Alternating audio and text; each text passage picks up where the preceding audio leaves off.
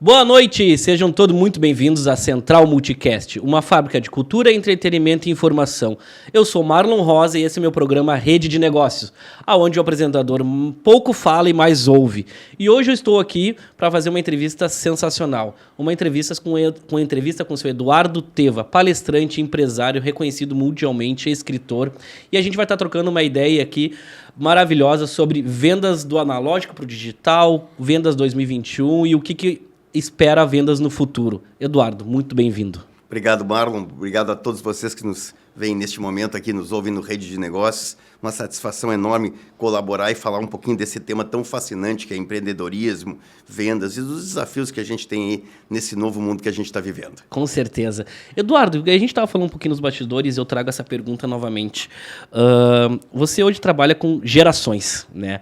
O meu pai conheceu você, tem livros assinados por você, aprendeu com você. E hoje eu também aprendi no decorrer da minha vida um pouco, aprendi também vendas com você. Como é que é para ti essa performance assim de parcear gerações assim e continuar ainda, né?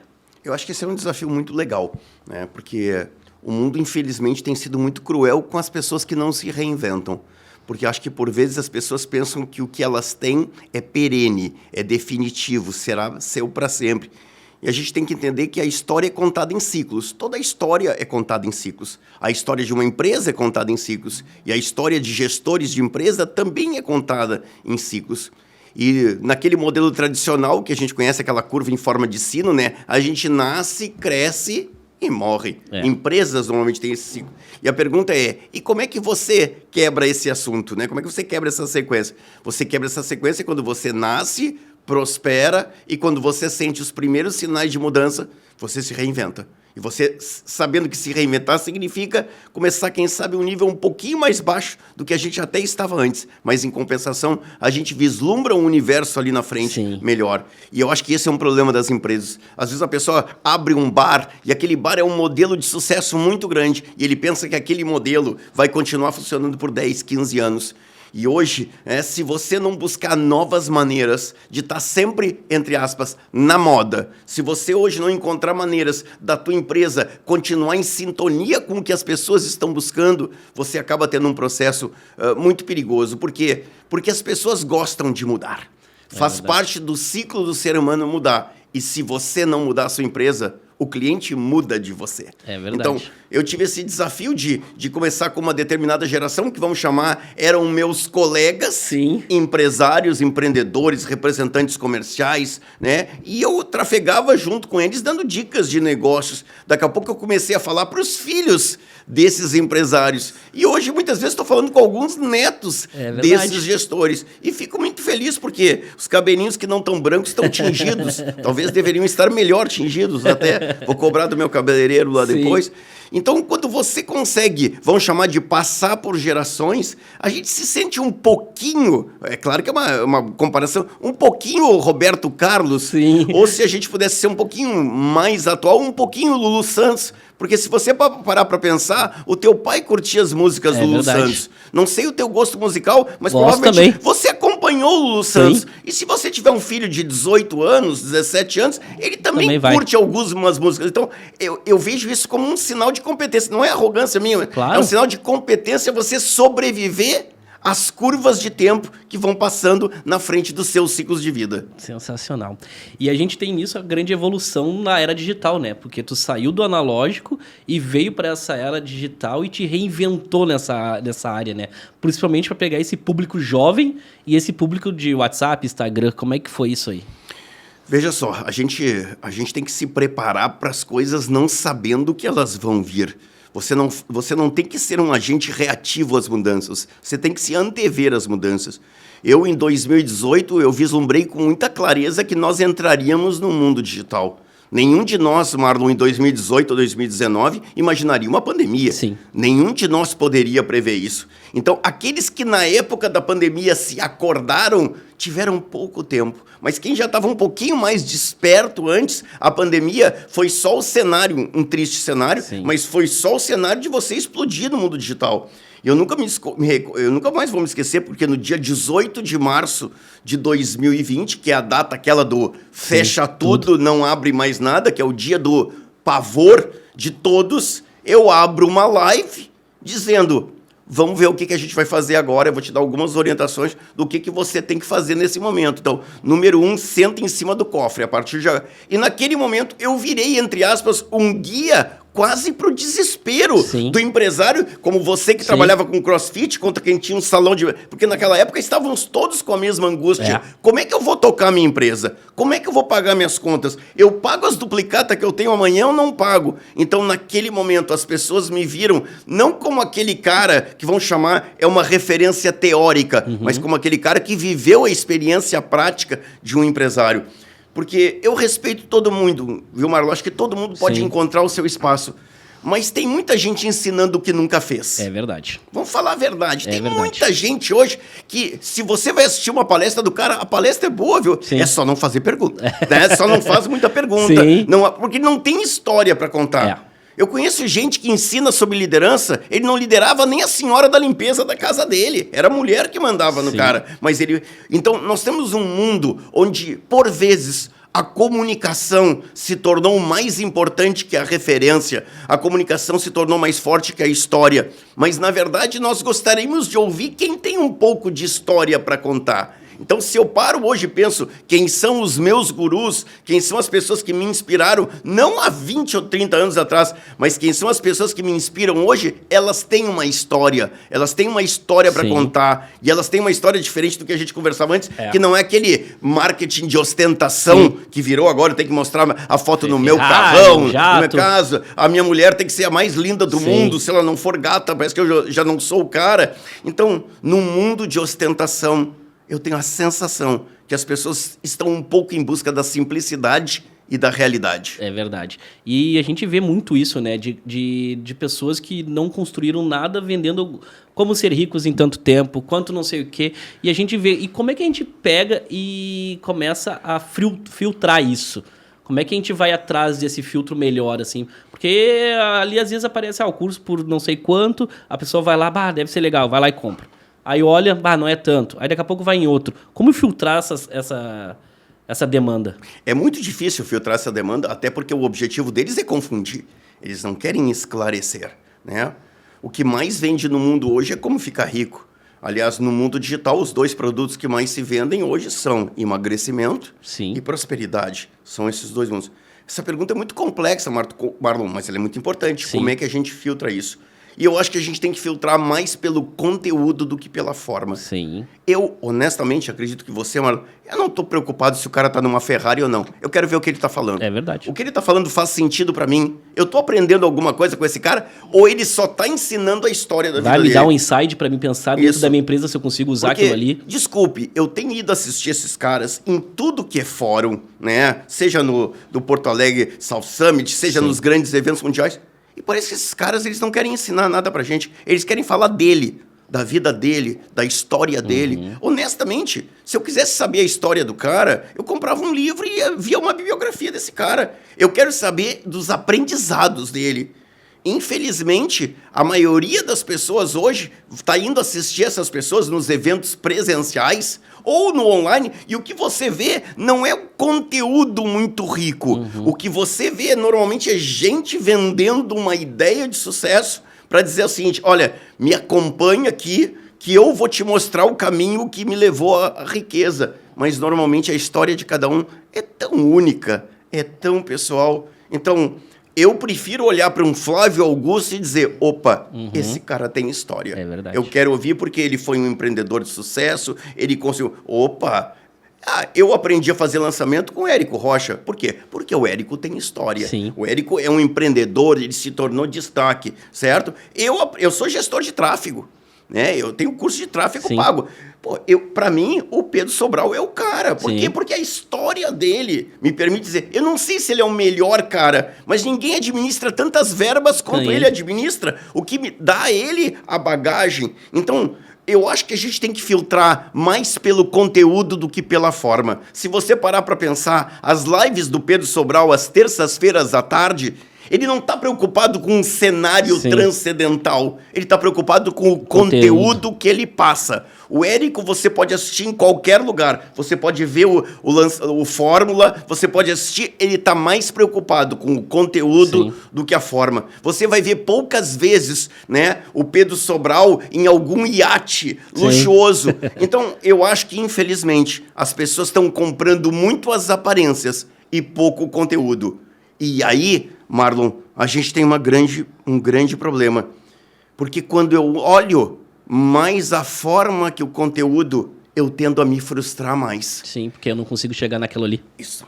Matar essa charada. Então, poxa vida, eu tô vendo aquele cara num iate, né? Mas eu não consigo nem pegar o cisne branco. É verdade. Tô fazendo tudo que ele falou, mas, cara não tá acontecendo nada. A minha nada. vida não decola. Porque, na verdade, esse cara não tá te ensinando um jeito. Ele tá te ensinando a forma. Não é a fórmula. A forma dele. Sim. E as pessoas são muito atraídas pela aparência. O desafio de cada um de nós passa pela capacidade que a gente tenha de ouvir as pessoas que têm um conteúdo para entregar e não está preocupado se esse cara está contando a história da vida dele, mas ele está te dando uma lição do que a vida dele, quem sabe, pode trazer de realidade para você encarar e vencer os seus desafios. Maravilhoso. E falando de história, né? Vamos voltar um tempo aí. Como é que foi a tua história, Eduardo? Como é que começou a tua trajetória no empreendedorismo? A gente sabe ali as lojas Tevas ali da sua família. Como é que me conta um pouquinho desse começo teu lá atrás aí? Bem, eu tinha tomado uma decisão muito clara. Eu não queria trabalhar na empresa da minha família. Para mim era a coisa mais certa do mundo, né? Eu achava, e eu tinha um pouco de razão, né, que quando você mescla relacionamento com negócios, normalmente um dos dois não dá sai certo. Não é que não dá certo. Você acaba abrindo mão de algumas coisas. Sim. Isso é muito importante. Mas, né, na época, então, eu estou com meus 17 anos, né, e naquele momento, infelizmente, minha mãe fica muito doente. Sim. E o médico detecta que a minha mãe tem câncer. O médico dá 6 meses de vida para minha mãe. Só para deixar todo mundo mais tranquilo, ela viveu 21 anos a mais, não 6 meses. Só. O nome disso é margem de erro, né? Margem de, verdade. Minha mãe viveu 21 anos a mais. E na cabeça do meu pai, um empreendedor brilhante, mas muito tradicional, a única coisa que não poderia botar ninguém que não fosse da família seria para cuidar do dinheiro. Né? Sim. Então, só tinha um cara sem fazer nada na família. Era eu, né? Sim. Porque eu faço um alerta para você, eu não sou ex-jornaleiro, tá? Porque todo mundo é ex-jornaleiro, todo mundo passou miséria, Sim. todo mundo teve perrengue, eu sou um abençoado, eu estudei, cara. Olha, meu pai é muito bom. Sim. Né? Porque todo mundo é ex-jornaleiro, não aguento mais. Parece que as pessoas têm vergonha de dizer, cara, meu pai me deu uma vida legal. Eu até os 17 anos, eu me dedicava a estudar e fui um ótimo aluno. É verdade. Mas parece que se tu não passou perrengue, a tua jornada de herói. Não é. A tua jornada de herói. Eu tenho que dizer assim, eu tava na merda e agora eu sou o cara, porque ok. Então, e eu te entendo porque eu tenho alguns amigos e algumas coisas, que o meu pai trabalhou muito na área de vendas, representante comercial, e pôde dar uma vida boa para mim e para minha irmã. Isso. A gente estudou, fizemos faculdades, cursos e etc. Não precisei passar tanto perrengue na minha vida, mas aprendi muita coisa. E hoje estou aqui, tive minhas empresas, vendi a minha empresa ano passado.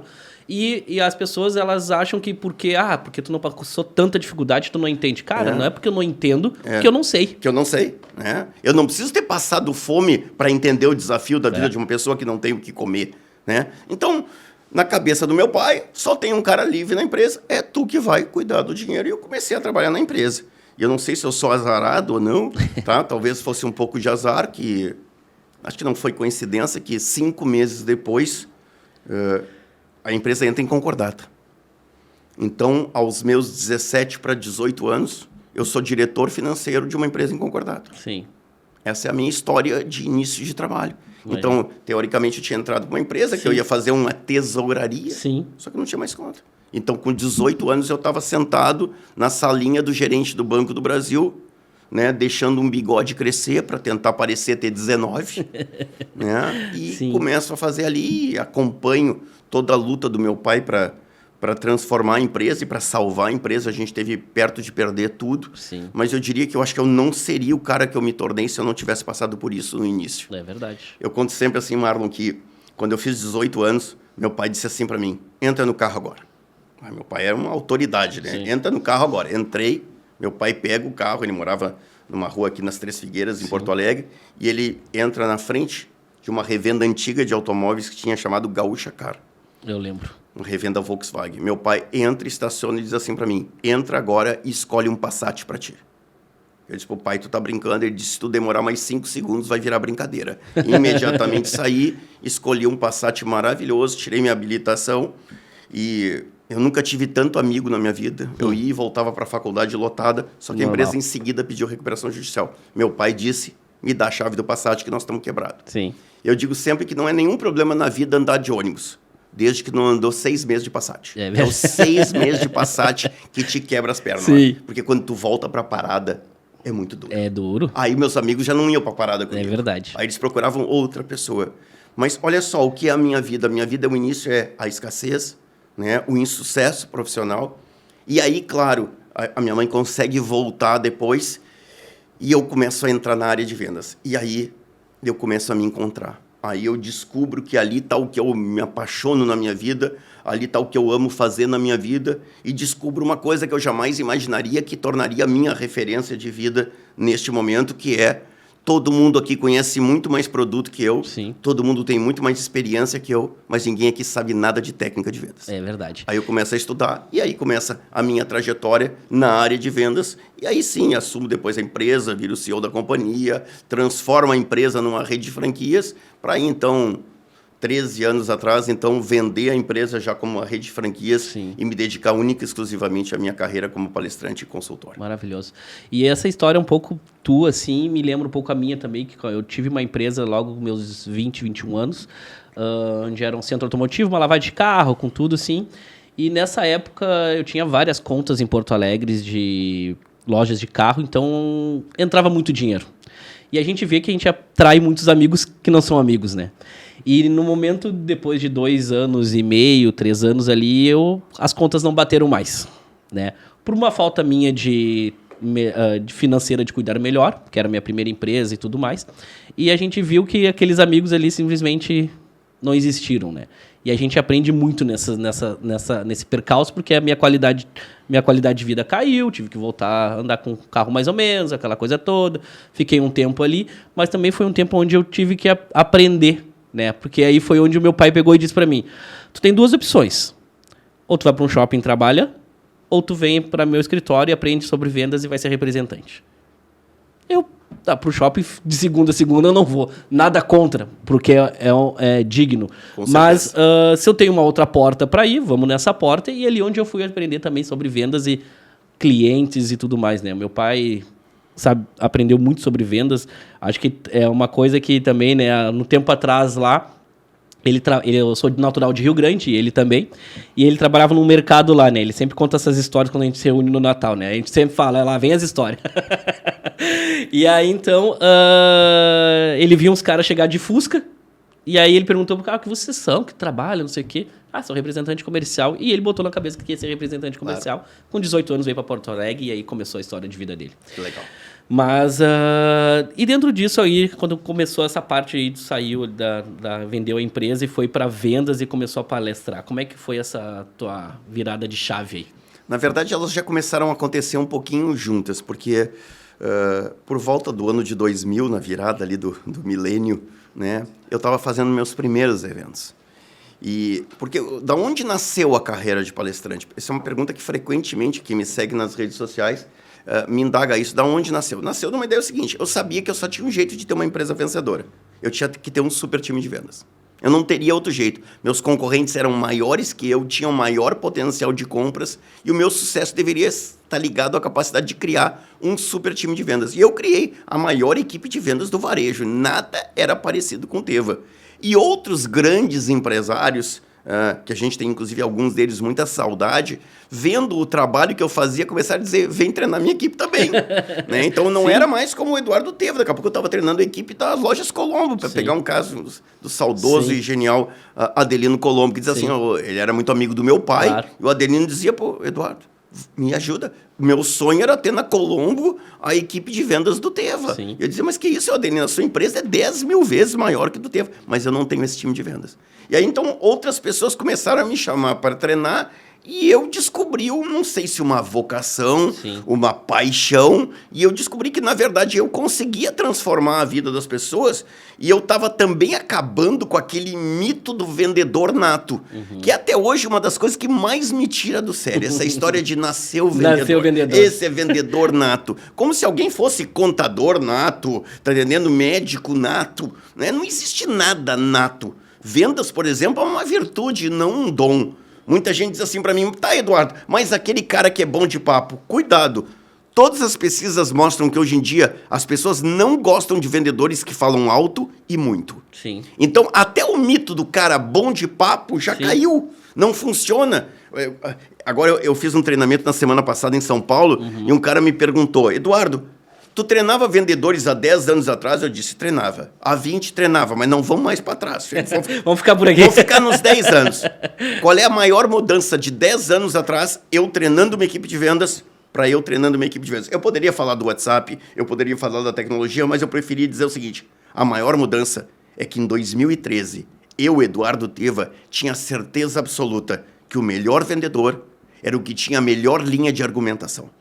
Em 2023, eu estou convencido que o melhor vendedor é o que sabe fazer boas perguntas e entende a necessidade do cliente e, em cima disso, mostra como o produto ou serviço deles resolve ou o problema que o cliente tem ou o sonho que ele quer realizar.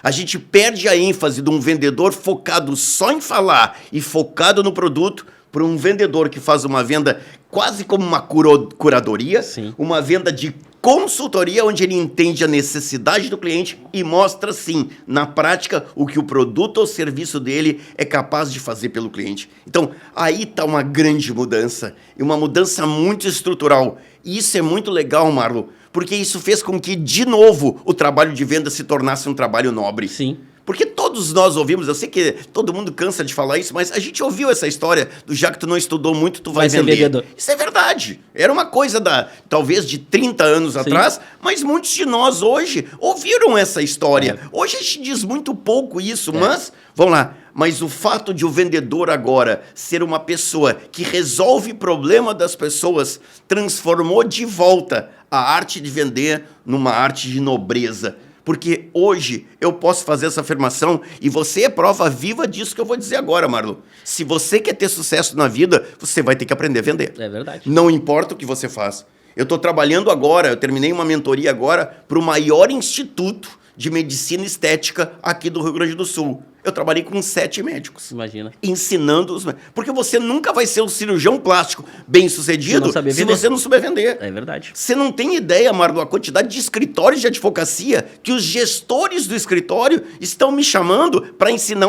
Não é para treinar a equipe comercial dele. Isso eu fiz a minha vida inteira. É para treinar ele, então, parece que a gente está acordando, porque quando uma grande empresa de aparelhos auditivos me contrata, as vendedoras são fono. Agora, eu te pergunto, uma fonoaudióloga que levou 4 anos para se formar, ela sabe alguma coisa de vendas? Não. Nada. Você trabalhava com professores de academia, o que um educador físico sabe de vendas? Nada, e eu falava muito para eles que eles eram a imagem e eles eram vendas daquilo ali. Eles teriam que saber vender eles.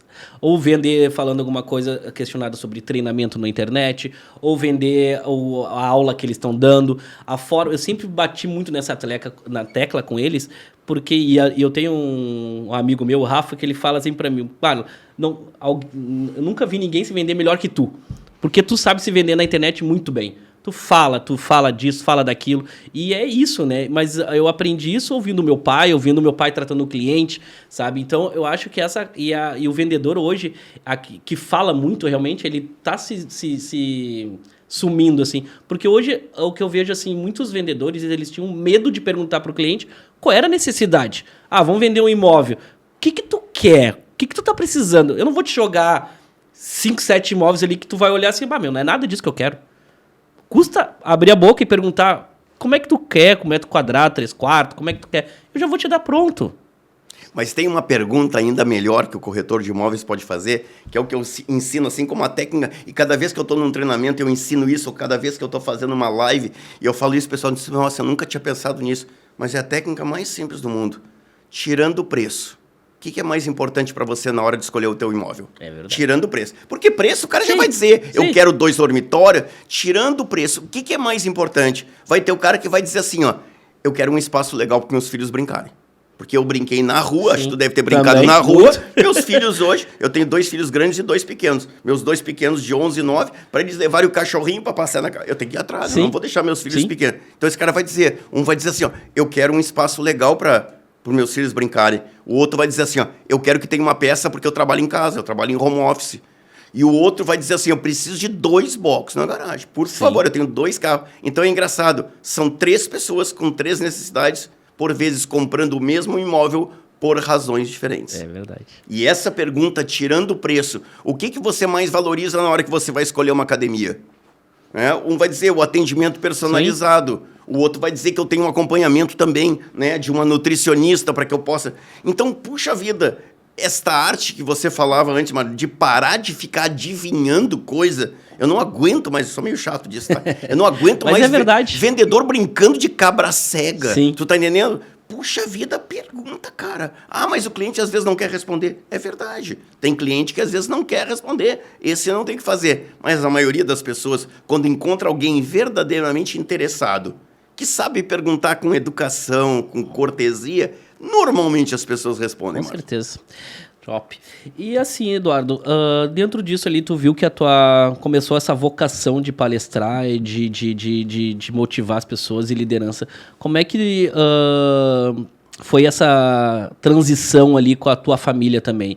Que no momento que tu disse assim, ó, isso aqui eu não vou fazer, como é que foi a reação deles ali? Eu já vinha há algum tempo, né, preparando a empresa para ser vendida. Uhum. Porque chegou um momento que eu vi assim, ó, meus filhos, né, não teriam muita vocação para seguir. Minha sobrinha também não. E a gente já estava, para falar bem a verdade aqui, para não ficar naquela jornada de herói maravilhosa, a gente já estava vendo que um pouco do relacionamento familiar estava sendo prejudicado. Sim. Então, naquele momento, eu já tinha uma outra profissão. Então, eu já estava vislumbrando um novo caminho, que era meu...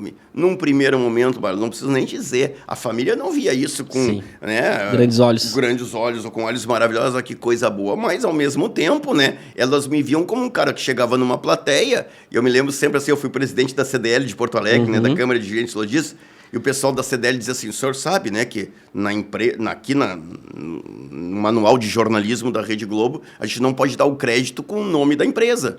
Pode botar empresário, isso não tem problema. Me chama Eduardo Teva mesmo, né? Para mim não faz nenhuma diferença botar o crédito, né? Então, eu vou falar sobre o frio, Eduardo Teva, não precisa, já era o nome da empresa mesmo, né? Então, no meu caso, não fazia diferença nenhuma. Então, a família também via que toda hora que eu estava aparecendo, eu estava falando para 500 pessoas, o cara no final dizia assim, eu compro no Teva, né? Então, de alguma maneira, eu também reforçava... Sempre reforçava o nome da loja. Eu reforçava o branding, né, da empresa nesse processo. Mas aí apareceu a oportunidade de vender, e a oportunidade de vender não aparece toda hora. E o meu irmão também tinha outros sonhos para realizar, o pai já estava com um pouquinho mais adiantado também, mas ainda poderia tocar. Mas a gente realmente quis vender e foi um momento muito legal. Eu sou muito grato por esse momento e também pelo fato, Marlon, eu acho que pouca gente conta isso, de ter recuperado um pouco do nosso relacionamento familiar. Porque fazem uns 8 anos, mais ou menos, talvez 10 anos, que eu estava dando uma palestra fora do Brasil. Sim. E, por coincidência, quando eu retornei ao Brasil, no dia que eu cheguei, meu pai passou muito mal, quase faleceu.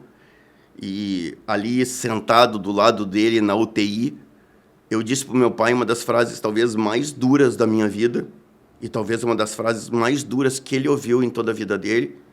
E para você que está nos ouvindo nesse momento, nos assistindo nesse momento, essa frase merece ser muito bem pensada. Porque eu olhei para ele e disse assim, eu acho que eu queria ter sido mais teu filho e menos teu sócio. Naquele momento ele começou a chorar e eu comecei a chorar também. Sensacional. Eu queria, em alguns momentos, tu deve ter passado por isso também, eu queria ter sido mais filho, eu queria ter tido um ombro para me encostar, eu queria ter tido alguém que eu pudesse trocar ideias, mas eu era sócio. Eu era o cara que estava discutindo a estratégia de comprar uma nova unidade em Pelotas ou não, né? Porque empresa familiar não é fácil. Não é. Tu tá virando um churrasco, diz assim, vamos virar carne. Virada é o que a gente tem que dar na empresa. Cara, mas nós só tava virando espeto, cara. Empresa familiar é assim. E não vem dizer, nós vamos separar as coisas. Não funciona assim. Não funciona assim. Eu fui advisor de uma empresa familiar, que as pessoas eram muito ricas, uma grande empresa, né? Me contratou faz uns 3, 4 anos, um pouquinho antes da pandemia, acho que 2019, a gente vai perdendo até a noção do tempo, né? E essa empresa disse, Eduardo, nós estamos com um problema, a gente passa o tempo inteiro discutindo trabalho. Né? O que nós vamos fazer? Vamos tentar isolar, mas não sei se vocês topam uma brincadeira. Vamos fazer uma brincadeira, então. Cada vez que alguém falar de trabalho fora do horário do expediente, tem que pagar R$500 de multa. Eita. Mas vocês escolhem para onde vai a multa. Sim. Escolheram lá um instituto do câncer, não sei do quê. No primeiro mês doaram R$15 mil para o instituto. Porque virou uma brincadeira dentro de casa. 500 pila. Bota na caixinha agora. Na época não tinha Pix ainda, né? Faz o cheque agora. Sabe? Era uma maneira de dizer assim, nós vamos ter que nos policiar. Porque senão a gente não passa mais a ter vida. Sim. Então, quando as pessoas me perguntam, tu é a favor da empresa familiar? A empresa familiar tem várias coisas maravilhosas. Ela tem um amor que pouca gente profissional terá. A pessoa que trabalha numa empresa familiar, ela está pensando na empresa como parte da vida dela, não como um ciclo, mas ao mesmo tempo ela interfere num ciclo de relacionamento que é muito complexo. Então a gente tem que, ou a gente consegue equilibrar essas coisas, ou talvez seja um grande negócio pegar alguém do mercado. Mas aí os caras disseram assim para mim, mas Eduardo, e se o cara for um ladrão? Se roubar pouco até vale a pena. Né? Se roubar pouco, for um ladrão comedido, tu tá entendendo? É melhor um cara desse do que a gente tá perdendo todo o universo de uma relação familiar. Então, eu tenho N histórias para contar e na maioria delas existe uma quebra no relacionamento. Sim. Eu não estou dizendo que viramos inimigos, sim, mas a gente deixa de ser. Sim. O afeto que a gente tem é diminui trocado. Um pouquinho, sim. Ele é trocado pela discussão do business, né, do negócio. Por quê? Porque normalmente numa empresa familiar, principalmente em empresas que estão passando de geração, como era o meu caso, pai para filho, você tem 30 anos de quebra de ideias. Isso não quer dizer que eu era mais inteligente que o meu pai ou que meu pai era mais inteligente que eu. 30 anos nos separavam de visões diferentes de mundo. Uhum. Eu, por vezes, deslumbrado com um mundo que não era real, e ele, por alguns momentos, deslumbrado com um modelo que ele tinha vivido que não era mais sustentável na nossa realidade. Então, esta arte de encontrar o equilíbrio talvez seja o maior desafio de uma empresa familiar. É verdade. E eu vejo isso e sinto isso porque eu trabalhei algum tempo com a empresa familiar do meu pai, né? Então, essa ideia de que, não que eu era, que nem você falou, mais inteligente que ele, mas eu já estou vindo numa era diferente, uma era mais tecnológica, e isso que ele já era mais tecnológico, mas muitas vezes a gente batia em impasses ali que realmente afetava a nossa relação em si, né, de pai e filho, aquela coisa toda, né? Então, essa sucessão, assim, e hoje a gente vê também alguns cursos sobre sucessão, de como, né, passar essa parte, né, sem ter problemas para a empresa, né? É desafiador, é uma história bonita, a gente pode construir coisas legais, hoje em dia, através de empresas familiares. A grande maioria das empresas no Brasil ainda são familiares, né? O pessoal pensa, Itaú é uma empresa familiar. É verdade. Totalmente no comando. Bradesco é uma empresa, ela tem gestão já profissionalizada, mas se você parar para pensar, a empresa ainda tem um controle familiar, nem que seja um controle econômico do negócio. Então, existem desafios que a gente tem que superar. Mas, voltando àquilo que a gente estava conversando antes, essa foi uma grande vantagem que eu sempre tive também. O meu pai era um amante do mundo das vendas. Eu, com 12, 13 anos, estava trocando as transparências do retroprojetor do meu pai. Porque naquela época o pai treinava os vendedores do Tevo. Então eu estava ali com o retroprojetor e ele dizia próximo. Eu era um controle remoto. Analógico, né? Troca, Eduardo. Eu ali com 12, 13 anos estava vendo ele ensinando os vendedores. Então, puxa vida, que bagagem era essa? Então, com 12 anos eu estava aprendendo como se treinava um vendedor. E eu jamais imaginaria que tantos anos depois eu estaria fazendo disso, né, o principal negócio da minha vida, capacitar vendedores. E hoje aqui, só somando as redes sociais, né, mano, são 1 milhão de pessoas que acompanham a gente. Isso é muito gratificante. É verdade. E, Eduardo, como é que agora, falando nessa questão de treinamento, assim, como é que hoje tu dá esse treinamento para a pessoa se tornar um vendedor? Qual é o princípio que tu ensina para essa pessoa hoje? O sucesso em vendas é construído, Marlon, em cima de 3 pilares. O primeiro pilar é você ser autoridade no que você vende. Não existe mais sucesso se o cliente não chegar à conclusão que vale a pena ouvir você. E vamos falar a verdade, a grande maioria dos vendedores não vale a pena ouvir. Porque eu tenho saudade de um tempo, é brincadeira, é claro, né, em que o cliente era mais bobo. Ele era mais ingênuo. Qualquer coisa que você falava, o cara dizia, Sim. Cara, hoje o cara já pesquisou. Sim, já sabe hoje... o tecido, Exato, já sabe o modelo do veio. carro, ele já sabe tudo. Por isso, ele só vai ouvir alguém que é autoridade. E eu cunhei uma frase, que é uma das frases, aquelas que eu gosto quando algumas ideias da gente viralizam, Sim. né? Porque quando você viraliza uma ideia, não é para a tua arrogância, porque se viralizou é porque as pessoas gostaram Sim. da ideia e estão reproduzindo o conceito. Que é essa frase, nem todo mundo gosta de vendedor, mas todo mundo respeita um especialista. É verdade. Talvez eu não goste de um corretor de imóveis, talvez ele queira me vender, mas se eu estou diante de um cara que conhece profundamente, que pesquisa, cara, é bom ser atendido por um especialista, certo? Então, primeiro pilar é você ter conhecimento profundo do que você vende a ponto de se tornar autoridade. O pilar número 2 é você conhecer técnica de vendas. E o pilar número 3 é atitude. A gente consegue trabalhar pouco a atitude. Mas se a gente parar para pensar, por outro lado, a grande maioria das pessoas que trabalham com vendas vivem de comissão. Se ele não tiver atitude, ele nem come no dia seguinte. Por isso, meu maior desafio tem sido ensinar técnica de vendas. Porque toda profissão tem técnica. Por que só a profissão de vendas não teria técnica? Sim. Ou você acha que um cirurgião, neste momento, aqui no hospital, está improvisando? Não. Corto pela direita ou corto pela esquerda? Né? Ele está lá, né, pensando assim, o cara que está agora fazendo aqui, lá sei eu, né, a estrutura de um grande edifício aqui na frente, bota um pilar a mais ou a menos. Ou deixa fora. Eu deixo aí. Por que a profissão de vendas não teria técnica? Então, o meu desafio tem sido levar a técnica de vendas para a realidade das pessoas no dia a dia e mostrar que um profissional que tem técnica de vendas, ele vende 50% mais.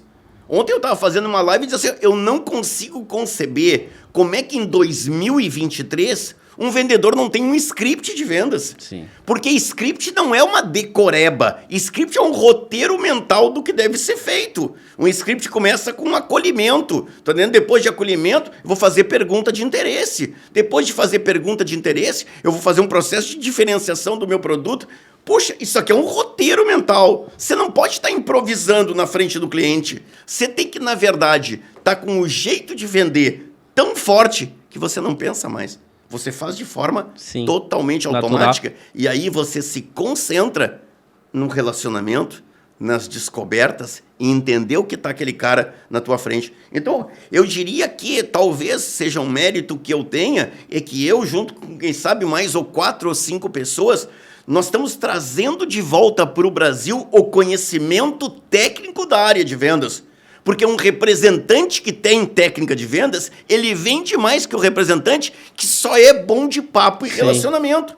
Por quê? Porque o cara que era só bom de papo e relacionamento está vendendo menos, porque tem gente que não está mais dando a abertura para o relacionamento. Sim. Às vezes o cara é comprador de uma empresa, ele está lá batendo no...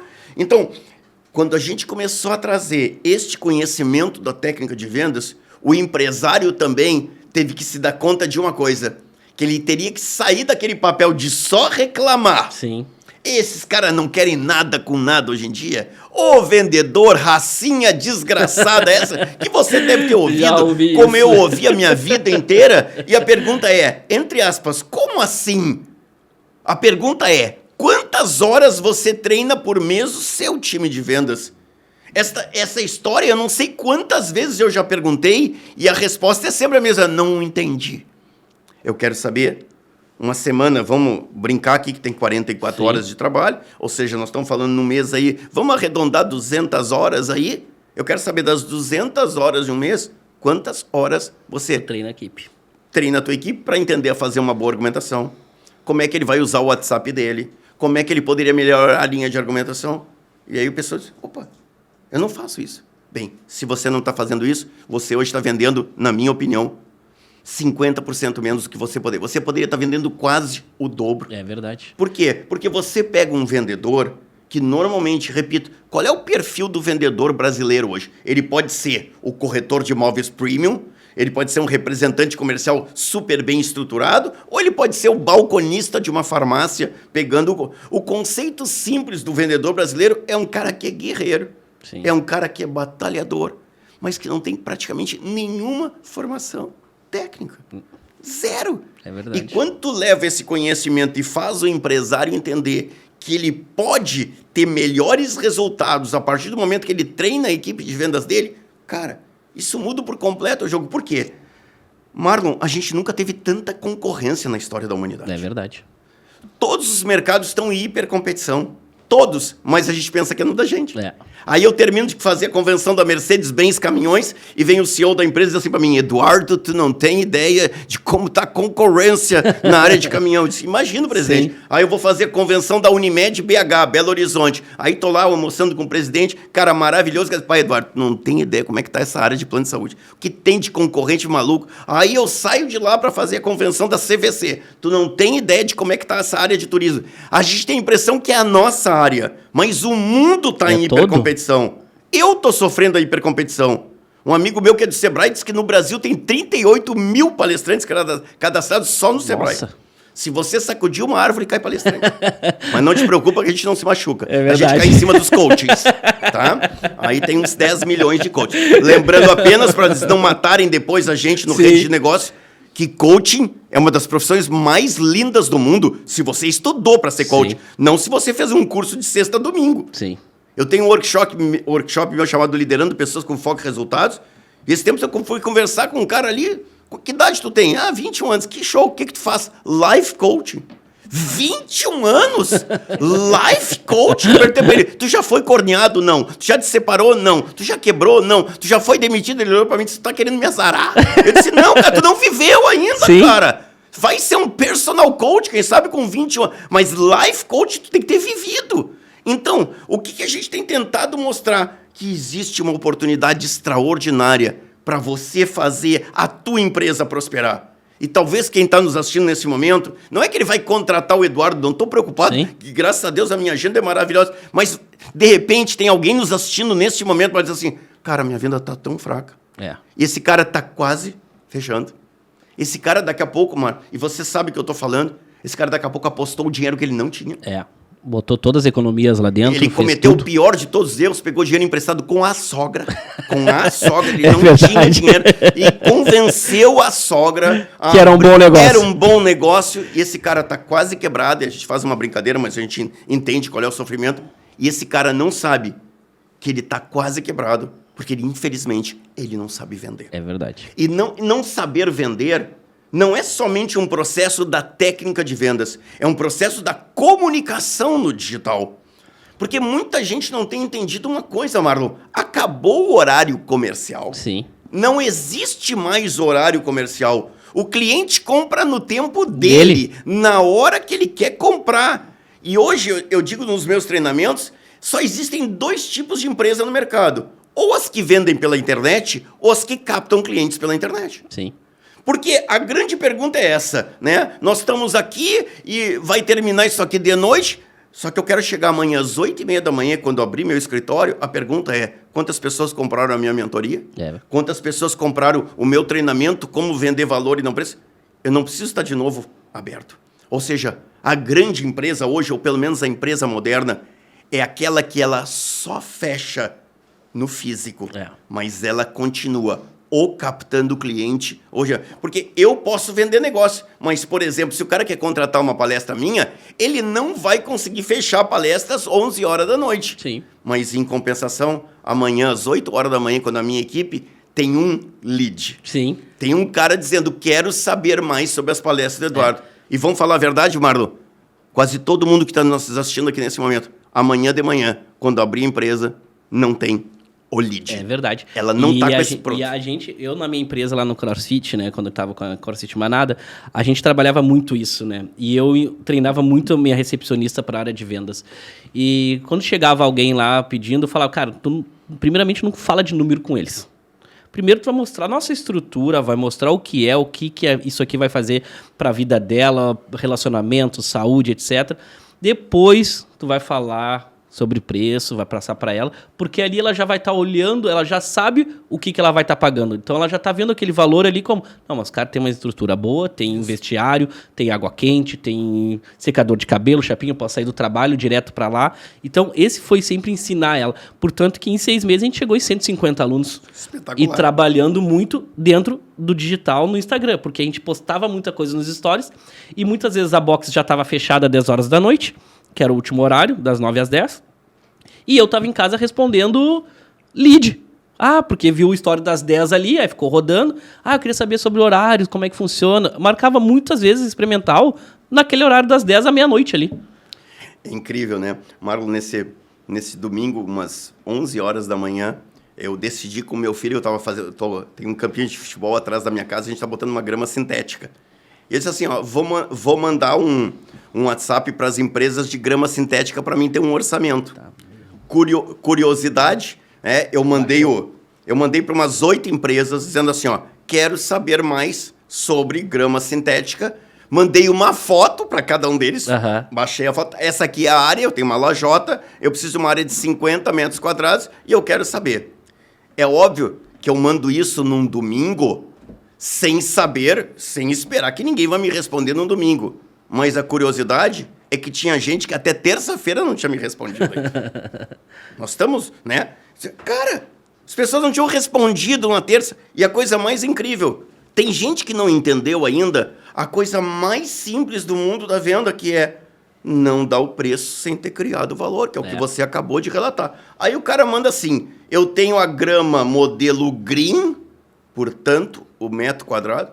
Honestamente, para mim, toda grama é green, né? Eu não sei o que quer dizer o nome. É green, aí tem uma grama black, né? Daqui a pouco tem, né? Eu nunca entrei numa grama sintética black. Diz que o estádio de São José sobe tanto aquela borrachinha que ela vira black. Ela vira a grama green. A outra é a grama grass.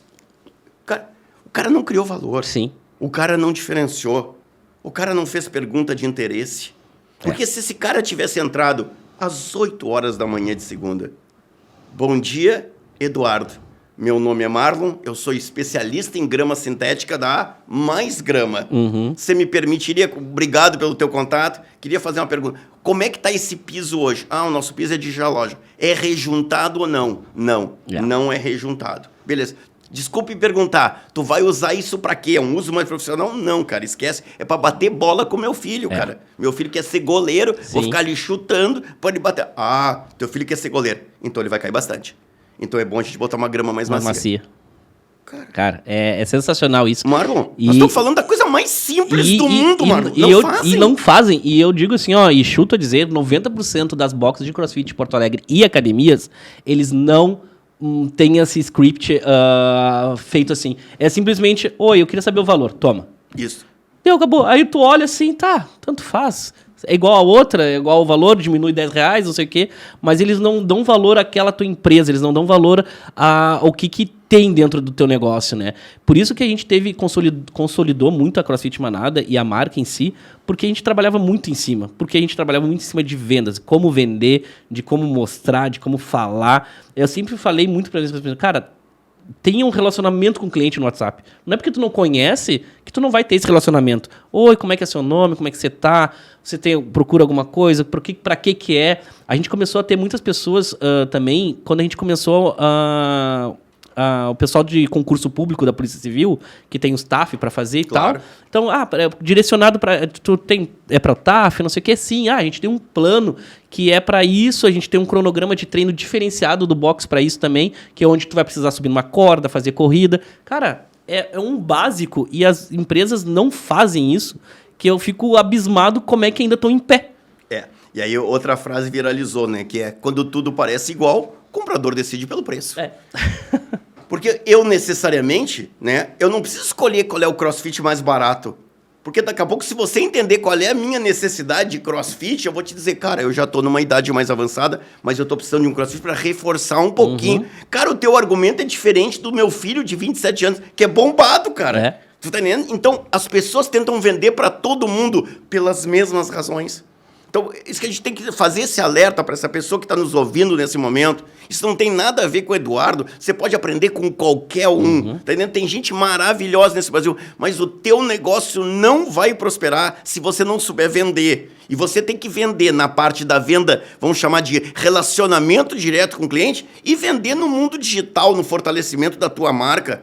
É uma coisa impressionante, eu dou muita mentoria. Agora, esse ano eu já não consegui mais fazer mentoria, mas é uma coisa impressionante, Marlon. As pessoas transformaram o seu perfil do Instagram numa plataforma de e-commerce.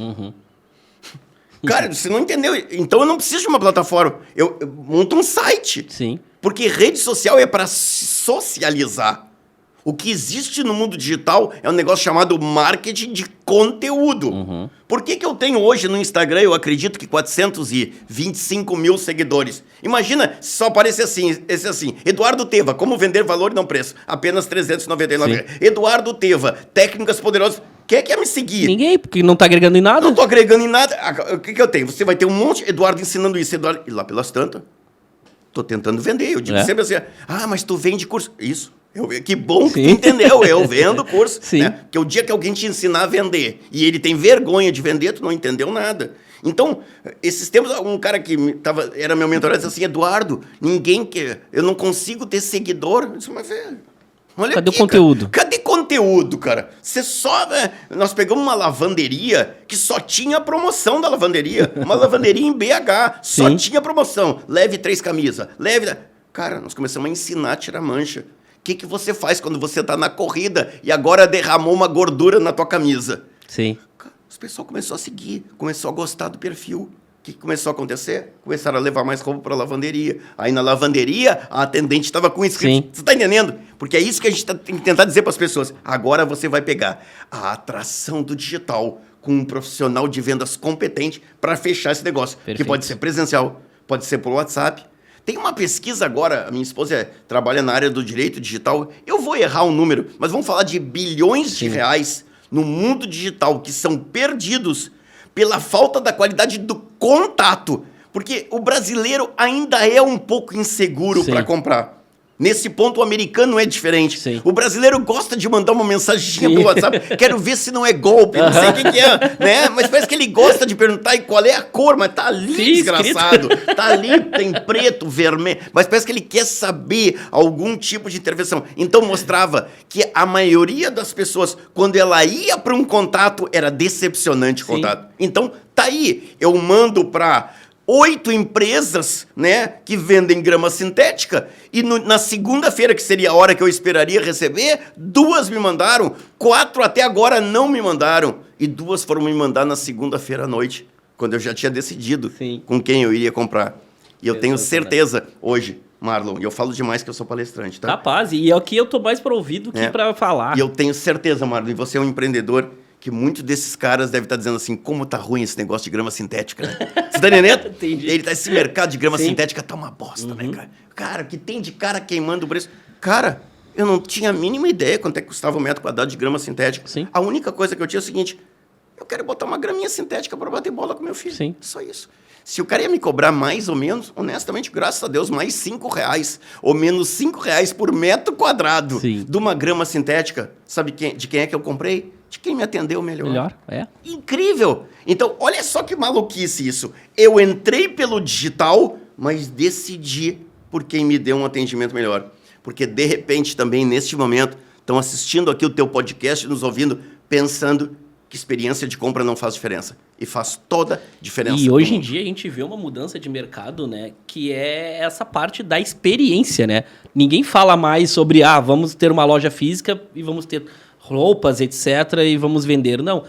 Qual é a experiência que tu vai trazer para esse cliente? Como é que tu vai trazer isso? E isso é uma mudança de chave também muito grande, que a gente vê várias empresas fazendo, tendo experiências lá dentro, botando uma cerveja, botando alguma coisa, né? Como é que tu vê esse mercado dessa parte de experiência aí dentro das empresas? Eu tenho brincado nas minhas palestras, que o brinco que assume a palestra Eduardo Nostradamus para fazer uma profecia, né?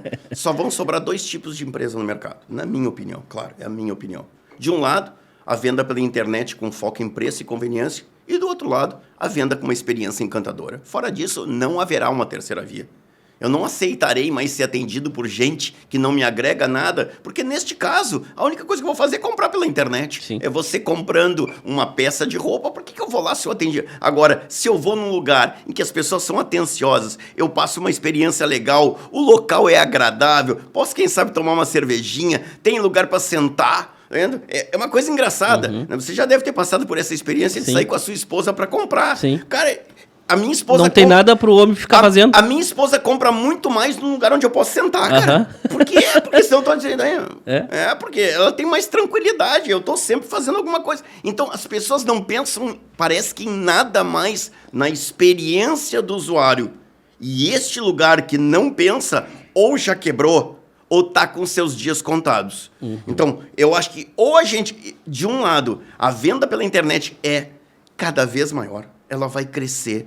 Ela vai chegar a segmentos em que a gente nem imaginava que ela tomaria conta, e ela vai tomar conta, mas sempre vai ter lugar para onde você se sente bem. Porque tem sentido eu ir num restaurante que me atende mal? Claro que não. Porque e muitas vezes não se volta mais. Mas vamos brincar assim, Marlon. Talvez a comida é boa, mas se a comida é boa e a experiência é ruim, eu peço em casa. Mas ali adiante eu peço de outro também. Então, se eu tiver um restaurante em que a comida é maravilhosa e o ambiente é agradável, a música é agradável, o local foi bem desenhado por um arquiteto, eu me sinto bem, sim, o garçom é extremamente atencioso, de repente, para tua surpresa, chega ali o cara com aquele chapeuzinho, sim, branco e pergunta, o seu escalope está como você gosta? É uma experiência totalmente diferente. Sabe qual é a coisa mais incrível, Marlon? É que isso não custa quase nada. Nós não estamos falando de... tu vai ter que botar $1 milhão aqui. Cara, a coisa mais incrível desse novo mundo é que encantar um cliente não custa mais caro do que deixar esse cliente na neutralidade. Porque a gente também tem que esclarecer uma coisa para as pessoas. Eu estou rodando neste momento uma pesquisa nos stories e eu estou perguntando para as pessoas como você tem sido atendido neste momento nas empresas, né? Sim. Como você tem atendido. Resultado nesse momento. 33% das pessoas têm sido atendido, o atendimento está ruim. 60% o atendimento é indiferente e 7% o atendimento é encantador. E eu tenho dito para as pessoas uma coisa. O que quebra a empresa não é o atendimento ruim. Porque, na minha opinião, o número está alto demais. Eu não tenho 1/3 dos lugares que eu fui comprar que eu fui mal atendido. Sim. O que tem quebrado as empresas é o atendimento indiferente. Sim. É aquele lugar que tu vai... Tanto faz. Tanto faz.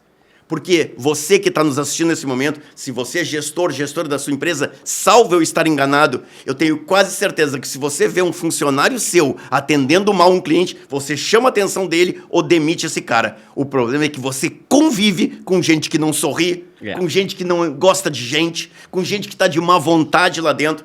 Infelizmente, os empreendedores têm sido coniventes com a indiferença. E é justamente essa indiferença que provavelmente vai quebrar eles. Isso, sensacional. E a gente vê muito disso, né? Eu via muito dentro da minha empresa isso também, porque às vezes eu tive que demitir coaches e tal por questões de tratamento com o cliente. Porque falava meio grosso ou porque falava errado no momento que não devia estar falando. E aí eu conversava com a pessoa, olha só, acho que tem que mudar isso, essa postura não tá certa, tem que fazer assim, assim, assado. Tu não pode falar disso na frente de todo mundo, porque tu tá numa aula com 30 pessoas. Aí tu pega e é rude com aquela pessoa. Aí tem daqui a pouco 2, 3 experimental ali fazendo aula. Pela primeira vez. Vai olhar aquilo ali e vai dizer assim, já não vou ficar aqui, o cara é um grosso. Isso. Sabe? Então, eu acho que isso vem trazendo essa grande diferença. E muitos empresários, e eu no começo, tinha um pouco de medo, vou ter que demitir, vou ter que, sabe? Então, um pouco de culpa, que nem você falou, é nossa mesmo, porque a gente fica com receio de demitir, aquela coisa toda. Mas depois que a gente demite, troca e aquilo ali melhora, é sensacional. Eduardo, a gente teve aí uma pandemia, né? Que nos derrubou muito aí, principalmente o mercado de vendas, as pessoas que trabalham com vendas. Como é que foi para ti aí essa questão das pessoas te procurarem? Eduardo, como é que a gente vai fazer? O que a gente vai se reinventar? Como é que a gente vai vender? Como é que a gente vai fazer isso? Esse, na verdade, acabou sendo uma bênção, né? Um bálsamo para mim, porque a gente descobriu que existia um outro jeito de treinar as pessoas que não fosse presencialmente. Nascia aí um novo business chamado Mentorias Online. Nascia aí um novo business, que graças a Deus eu sou o líder desse mercado hoje, que é treinamentos online na área de vendas. das pessoas realmente descobrirem que eu não preciso mais estar na frente de outra pessoa para aprender. O processo de EAD teve um crescimento extraordinário na própria pandemia, porque até então muitos de nós considerávamos que estudar à distância era um ar de vagabundagem. Tu tá entendendo? A gente parece que não dava tanto valor a um processo de EAD e nós tivemos um crescimento extraordinário de todos os polos educacionais. Eu dou mentoria para alguns deles em todo o Brasil. Sim. Então, o que a gente procurou mostrar para as pessoas? O que nós estamos fazendo neste momento? Nós não estamos na frente das pessoas, mas nessa uma hora... Olha quantas ideias ricas uma pessoa já teve. E todo mundo que acompanha aqui o Rede de Negócios, cada vez que ele está assistindo aqui, ele está crescendo. Isso mesmo. Porque, infelizmente, nós estamos com um grave problema hoje, que é as pessoas estão desperdiçando o seu tempo em exagero com coisas que não agregam valor. O brasileiro está passando, em média, 4 horas e meia por dia em redes sociais. Você vai me desculpar, mas das 4 horas e meia, com certeza 3 horas são coisas... Vendo coisas aleatórias. Exatamente. Você está rodando o dedo e olhando videozinhos ou dancinhas. Tu tá entendendo? Então, nós estamos precisando fazer mais uma curadoria do nosso tempo. Aonde eu vou dedicar meu tempo? Aonde eu vou encontrar informação de qualidade? Porque isso é uma nova dinâmica do mundo que a gente está vivendo. Hoje, tudo que eu quiser aprender, mano, eu aprendo. Tá na palma da mão. Eu conto uma história aqui. Vou contar essa história muito interessante, né? O meu filho Lucas, o Lucas está com 11 anos agora. O Lucas estava com 9 anos, a gente estava na nossa casa lá na praia, em Atlântida. E aí o Lucas chegou e disse assim para mim: pai, por que tu não bota teus vídeos no TikTok? Eu disse: filho, senta aqui que o pai vai te explicar. O pai não dança. Sim. Né? O pai é ridículo dançando. Vou começar a ver o Eduardo Teva dançando. Isso. 2, o pai fala para empresários, gerentes de venda, profissionais de venda que não são o público do TikTok. Sim. O Lucas olhou para mim e disse: custa tentar? E eu pensei, o rapaz vai ser palestrante. Provavelmente motivacional. Sim. Né? Eu disse: tu tem toda a razão, meu filho. Peguei meu celular, troquei a parte de cima, né? E gravei um vídeo dizendo assim: sempre que um cliente disser para você, eu vi mais barato, responda, eu também. Isso mesmo, assuma que você não tem menor preço. Nunca mais se defenda de não ser o mais barato, porque não tem como ser o melhor e o mais barato. É verdade. Esse vídeo hoje tem 8 milhões de visualizações no TikTok. Imagina só. Eu tenho hoje 354 mil seguidores só no TikTok. E em 2022 eu fechei mais negócios pelo TikTok do que pelo Instagram, mais Facebook e mais LinkedIn juntos. Eu aprendi com um menino de 9 anos. Então, olha a nova dinâmica do mundo. Porque nós, mano, você é bem mais jovem que eu, mas nós só aprendimos com os senhores do conhecimento. Nossos pais, nossos mestres. Hoje, você aprende com um colega. Hoje, você aprende com uma criança. Você aprende no YouTube, cara. Você já deve ter, não conseguiu resolver uma coisa, você bota um tutorial no YouTube, cara. Cara, esses tempos, aí o pessoal sempre me pergunta, quando eu conto essa história do Lucas, né? E o Lucas ganhou um Play 5 pra ele, né? Recompensa, né? Com um gatilho, a cada 50 mil novos seguidores, ele ganha um jogo novo, que é uma fortuna, aquele joguinho do Play dele, né? Aí, a semana retrasada, eu tava dando uma palestra em Dourados, no Mato Grosso, e a gente tinha flopado no TikTok em 348 mil, e aos 350 chegava. Então ele tava enlouquecido. Aí ele mandou um áudio no WhatsApp, 11 anos, pai, não saímos dos 348 mil. Só que faz 3 semanas que tu não posta... 3 dias que tu não posta nada no TikTok. Tá querendo me sacanear? Olha, criei um monstro de casa, cara. Então, olha só, cara. Eu postei, gravei 2 vídeos em sequência. Já estamos com 359 mil. Ele já tá com o joguinho dele lá. Cara, isso é uma outra mudança do mundo. Aprende. Cara, tem uma frase que eu tenho dito, que eu acho, essa frase é muito importante para quem está nos assistindo nesse momento, Marlon.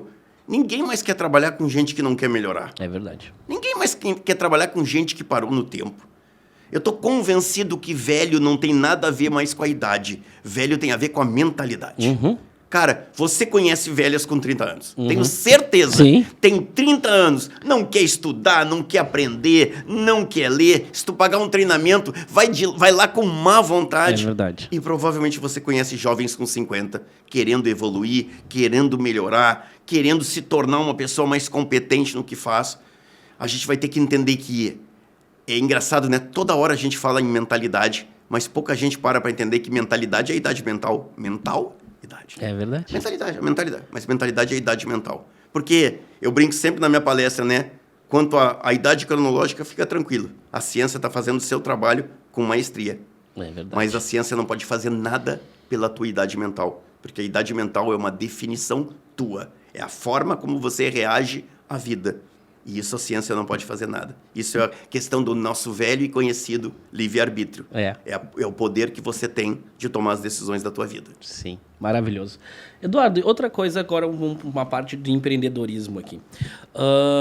As pessoas hoje que querem começar, e a gente algumas batem muito numa tecla que precisam começar com muito dinheiro, precisam começar com caixa, com capital de giro grande.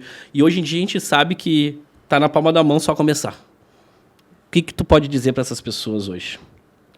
Eu acho que a gente tem que melhorar o processo de gestão de um negócio. Eu acho que também abrir uma empresa não pode ser um ato de emoção. Uhum. Abrir uma empresa é um ato de coragem, sim, mas ele aumenta muito a sua chance de êxito quando você planeja o que você vai fazer. E eu não estou dizendo que você vai ficar um ano planejando, sim, mas talvez você vai pensar, tá, qual vai ser o formato? Eu tenho um formato presencial, eu vou ficar só no digital, eu vou estudar o que estão fazendo meus concorrentes hoje. Vou lá, vou aprender. O nome disso em inglês é benchmarking, né? Em português vai lá e copia, seu babaca. Tem alguém fazendo, porra. Tem alguém fazendo. Sempre tem alguém fazendo. Vai ver o que esses caras estão fazendo. Sabe quanto é que custa uma passagem com 30 dias de antecedência para São Paulo? R$1.000. Pega um avião, passa 3 dias em São Paulo, vendo coisas semelhantes para trazer para cá. Eu acho que as pessoas, Marlon, estão confundindo empreender com uma aventura. Tu tá entendendo? Tipo, eu vou fazer uma coisinha aqui, vamos ver se vai dar certo. Não, quer um pouquinho. Você teve uma ideia, beleza. Tudo começa com uma ideia. Né? Você tem uma ideia, beleza. Agora vamos tentar ver como é que isso vai se materializar. Qual é a estrutura que eu tenho que ter? Qual é o mercado que eu tenho que ter? Com quem é que eu posso buscar informação de qualidade? Quem é que eu vou escutar? Quem é que eu vou ouvir? Quem é que eu posso aprender um pouquinho com o que está fazendo, com o que está errando? E aí, eu vou no meu mínimo viável de colocar o meu MVP, né? Vou criar o meu modelo mais simples, mas você tem que criar um modelo mais simples, porque você tem que ir para o mercado. Só tem um detalhe, não adianta você ter um negócio bom se você não tem condições de segurar esse negócio por 3, 4 meses. Então, não é que eu preciso ter um capital gigantesco, nem eu vou abrir um negócio milionário, né, de uma determinada... Agora, tem um pouquinho mais de racionalidade. Puxa vida, tem gente que hoje vai abrir um negócio e é incapaz de preencher uma planilha de Excel, cara. Eu costumo dizer assim, né, nos meus treinamentos para gestores, o momento exige menos emoção e mais Excel. Sim. Porque até hoje eu nunca vi um Excel motivado. Tu já viu um Excel motivado? Ah, vai dar certo, cara. Bora lá. Cara, custa... Se a gente faturar 15 mil, né, o aluguel é 3, os professores é... Cara, o Excel não mente, cara. Eu nunca vi um Excel motivado até hoje. Verdade. Então, eu digo assim, ó, as pessoas confundem a necessidade do capital com a necessidade de estruturar um modelo de negócio. Sim. E eu posso estruturar um modelo de negócio com um pingo de racionalidade. Eu acho que as pessoas têm... A taxa de empresas fechando é muito maior que o necessário, porque as pessoas colocam no negócio normalmente o amor e a paixão que elas têm a uma determinada coisa. Então eu gosto de música, vou abrir uma empresa de sonorização, certo? Eu gosto de festa, então vou abrir um salão de festas. As pessoas confundem o prazer que elas têm com determinado negócio com a estruturação de um modelo simples de negócio. Puxa vida, você tem um Sebrae à tua disposição hoje, cara. É verdade. Vai lá e faz uma consulta simples. Normalmente o Sebrae não cobra nada. Olha, eu tô pensando em montar um salão de festa assim, assim, assim, assim. O cara vai perguntar, já pesquisou o bairro? Pô, então, eu acho que a gente tem que entender uma coisa. Empreender não pode ser um ato emocional. Empreender é uma decisão de vida. É uma decisão poderosa, que não deveria ser uma aventura, embora vai sempre ser um pouco de aventura, porque não tem nada garantindo pra gente que aquilo ali vai funcionar. Sim. Todo empreendedor é um sonhador. Todo empreendedor Sim. é um sonhador, mas a racionalidade transforma o sonho num projeto de vida. Porque uma empresa não dá certo sendo apenas um sonho. Uma empresa só dá certo quando aquele sonho é estruturado num modelo de negócio, que ninguém é capaz de prever o que existirá daqui a algum tempo, mas você deveria saber prever quais são os ciclos que você vai ter que passar. Sim. Porque tem gente, por exemplo, que gosta de cozinhar e abre um restaurante. Então, ele só faz o seguinte cálculo: quanto eu preciso para abrir um restaurante? Um forno industrial é tanto, panela tanto, cadeira é tanto. Beleza. E quanto tempo tu vai levar para ter clientela? Opa! Eu vou levar 4, 5 meses para ter uma clientela. Sim. Posso acelerar no digital? Posso fazer propaganda. Mas aí o cara não tem capital. E a ideia era boa, mas ela morre em 40 dias. Sim. Então, por isso que tanta gente hoje busca, né, um investidor anjo e coisas desse gênero para ter um capital para transformar aquele modelo de negócio num negócio viável. Mas eu acho que o futuro passa pelo empreendedorismo, né? Eu acho que cada vez mais a gente se motivará na vida por coisas que são nossas. Eu acho que para todos nós que somos empresários, a nossa empresa, né, ela vai ter que também ajudar as pessoas a crescerem. Sim. Para que a nossa... Esses tempos, um cara disse assim, eu estava fazendo um evento no Centro de Convenções Rebouças de São Paulo, e um cara levantou a mão na hora das perguntas e disse assim para mim: Seu Teva, o que eu faço para meus funcionários vestirem mais a camiseta da empresa? Respondi para ele: não faz nada. Faz cada um vestir a camiseta dos seus sonhos e usar a empresa para realizar seus sonhos. Eu nunca precisei de ninguém vestindo a camiseta do Teva. A camiseta que um cara estava vestindo é: eu vou comprar meu carro. E a maneira que ele tinha de comprar um carro era sendo bom no que ele fazia. O outro estava vestindo uma camiseta dizendo: eu quero terminar minha faculdade. A empresa é um lugar para as pessoas colocarem por um tempo a sua competência a serviço dos seus sonhos. Quando eu faço treinamentos de liderança, eu digo assim: sabe qual é, Marlon, o nível de engajamento das pessoas? Primeiro nível, as pessoas são engajadas pelos seus sonhos. Segundo, as pessoas se engajam pelas pessoas que trabalham, pela equipe. Terceiro, com o chefe. E quarto, com a empresa. E tem cara que motiva o tempo e diz assim: a nossa empresa vai crescer. O cara não está aí para a empresa crescendo ou não. O que ele está aí é para que a empresa proporcione a ele a realização dos sonhos dele. Então, eu acho que a gente vai precisar fomentar o em bonita palavra, intraempreendedorismo.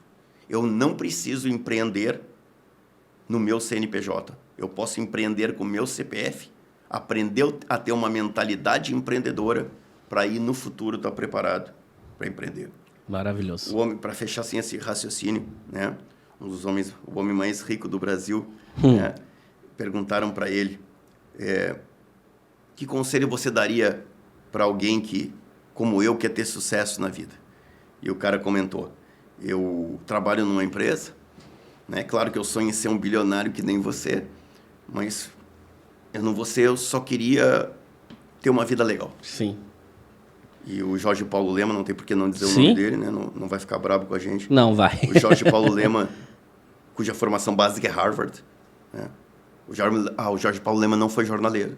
É outro cara. Não foi jornaleiro. Jorge Paulo Lema não foi jornaleiro. Tem mais um cara para ser. Jorge Paulo Lema respondeu o seguinte: você trabalha numa empresa? Beleza. Cuida dela como se ela fosse tua. É só isso que precisa fazer. Maravilhoso. Porque se você aprender a cuidar da empresa como se fosse tua, quando tu for dono da empresa, tu vai saber cuidar. O problema é que tem gente que passa a vida inteira pensando como empregado e um dia resolve empreender. Não tem aquele senso de dono, né? E não tem senso de dono. Então, acho que as palavras do Jorge Paulo Lema, acho que ilustram bem tudo isso que a gente está querendo dizer. E muita da ideia desse senso de dono eu passava para os meus funcionários na época. Não funcionários, colaboradores, gosto de chamar. Sobre isso, cara, você tem que ter esse senso de dono. Porque às vezes eu não vou estar aqui, então vocês têm que saber como vender, como cuidar do cliente, como cuidar da empresa, né? Então, e a gente vê que poucas pessoas ainda têm esse senso, né? A gente vê que estão mudando a mentalidade, mas de uma forma um pouco lenta ainda, eu acho. Porque é de 5 pessoas que a gente contrata, acho que 2 ali tem esse senso aí e que quer realmente crescer dentro da empresa ou realizar todos os seus sonhos através daquilo ali, né?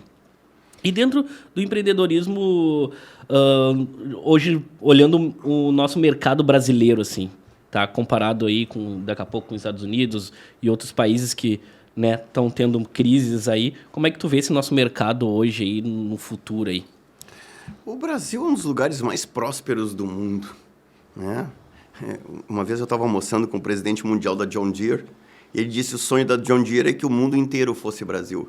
Sim. Né? O sonho da John Deere é que o mundo inteiro fosse Brasil. Porque, puxa vida, não sei se você viaja, você pega uma estrada hoje, você vê, meu Deus do céu, esse país é muito rico, cara. Uhum. Você vai para o Nordeste, vê aquele litoral e diz, poxa vida, nós temos de um lado um litoral abençoado, terras maravilhosas, então esse país tinha tudo para ser próspero. Eu acho que o Brasil é um dos melhores lugares do mundo para empreender. Eu acho que escolher empreender no Brasil é uma coisa que tem tudo para dar certo. O que a gente vai ter que olhar é aonde estão as melhores oportunidades. Quais são as grandes tendências do mercado que vão tornar alguns negócios mais fortes e outros negócios mais fracos. Eu falo isso com toda tranquilidade hoje. O varejo é um terreno extremamente perigoso. Agora, se você parar para pensar, todas as áreas ligadas a turismo e lazer são as áreas que vão ter grande crescimento. Tudo aquilo que estiver ligado à qualidade de vida das pessoas, saúde, bem-estar, vai ter crescimento no digital e no presencial. Então, que a gente olhe com mais clareza aonde estão as oportunidades.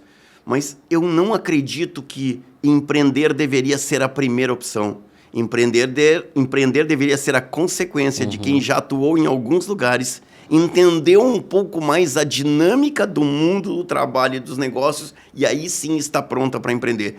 Não que a gente vai empreender com 45 anos, sim, mas talvez se você tiver passado 4, 5 anos de experiência de uma carteirinha assinada, entre aspas, que nem se assina mais, sim, é tudo MEI hoje, sim, mas eu trabalhei num lugar onde eu era cobrado, onde eu tinha que cumprir determinadas regras, onde eu tinha que estar preocupado com o cliente. Essas experiências vão ser decisivas para que ali adiante você seja um empreendedor de sucesso. Como eu te disse, eu não teria me tornado o empreendedor que eu me tornei se eu não tivesse passado pelas dificuldades que o Teva passou lá no início, se eu não tivesse passado aqueles perrengues, sim, eu não teria a visão clara do que é o mundo dos negócios, que você pode oscilar tão rapidamente de um lado de prosperidade para um lado de extrema dificuldade. Eu acho que cada um tem que mergulhar mais e entender, sim, porque a gente também tem falado muito nessa história, né? E eu te confesso que essa história me deixa um pouquinho nervoso, que é essa história de eu tenho que viver o meu propósito. Isso é mais poético do que verdadeiro, porque existe um momento em que eu consigo viver o meu propósito. Viver o propósito, normalmente, é o auge da tua carreira. Talvez neste podcast você esteja vivendo o seu propósito, mas para isso tu teve que trabalhar como representante comercial. Depois você teve que viver o desafio de um empreendedor, de tocar uma das melhores redes de CrossFit, para hoje viver o seu propósito. E tem gente com 21 anos querendo viver o seu propósito. Nunca trabalhou em nada, nunca viveu nada e está caindo nessa história do eu tenho que viver o meu propósito, que é poético, muito lindo. Mas as pessoas não dizem, viver o seu propósito é o ápice da vida de uma pessoa. Raramente o início. Raramente o Bill Gates começou vivendo o propósito, sim, da vida dele. Ele estava na garagem lá, sim, fazendo programinha. Aí alguém poderia dizer, tu estás vivendo teu propósito? Não, cara, eu estou 18 horas por dia tentando criar um jeito que se tu der 2 cliques, sim, num negócio, abre uma janela e vai se chamar Windows. Então, cuidado com o romantismo no mundo dos negócios. Eu acho que a gente tem prestado um desserviço em alguns momentos para as pessoas, para elas entenderem que viver o seu propósito é um apogeu de uma vida que provavelmente exigiu algumas doses de sacrifício para a gente alcançar este momento tão especial na vida da gente. Perfeito. E dentro disso, Eduardo, o relacionamento hoje ele vem crescendo cada vez mais, né? A gente tinha um pouco disso há um tempo atrás, mas hoje o relacionamento, o network, né, é fundamental para te ter novos negócios, clientes. Como é que tu vê isso para o futuro com a era digital junto? Tu veja só, né? Certas coisas, elas estão funcionando como quase uma antítese à realidade, porque a gente presumia que nesta época da humanidade a gente estaríamos vivendo relacionamentos mais frios, mais distantes, a gente estaria vinculado somente, quem sabe, às nossas estruturas familiares, mas isso não é verdade. A gente continua gostando de nos conectar com pessoas. Não foram poucas as pessoas que disseram que o cinema ia acabar. É verdade. Né? Houve uma época que você se lembra, nas videolocadoras, aí depois vieram os grandes streamings, e o cinema continua sendo um momento de... Porque, vai me desculpar, eu sou um amante do cinema, mas é diferente você ver um filme no cinema do que ver em casa. Tem filme que eu olho assim, esse filme eu não vou ver em casa, esse filme eu tenho que ver no cinema. Exatamente. Você vai dizer, por quê? Em casa eu mijo, né? No cinema tu se segura, porque tu tá vivendo a atmosfera do filme, né? Tem que pagar aquele preço absurdo das pipocas, mas vale a pena pagar aquilo ali. É verdade. Curiosidade, no cinema hoje, se você não sabe, 50% do faturamento do cinema vem da pipoca e do refrigerante, 25% 80% vem da propaganda e só 25% do faturamento do cinema vem da bilheteria. Imagina só. Eu fui ver o Tom Cruise, Maverick. mas o que dá lucro para o cinema é a propaganda e a pipoca. Né? Então, o quanto a gente vai ter que aprender a trabalhar isso. Então, nós gostamos de continuar nos conectando. Sim. A conexão é inerente ao ser humano. O ser humano é sociável. E uma coisa é certa, quanto mais conexões você tem, mais você facilita a sua vida. Um profissional de vendas que tenha conexões é um vendedor extraordinário. Sim. Um empresário que cria conexões, ele encontra novas oportunidades para o seu negócio. Então, as conexões serão muito importantes.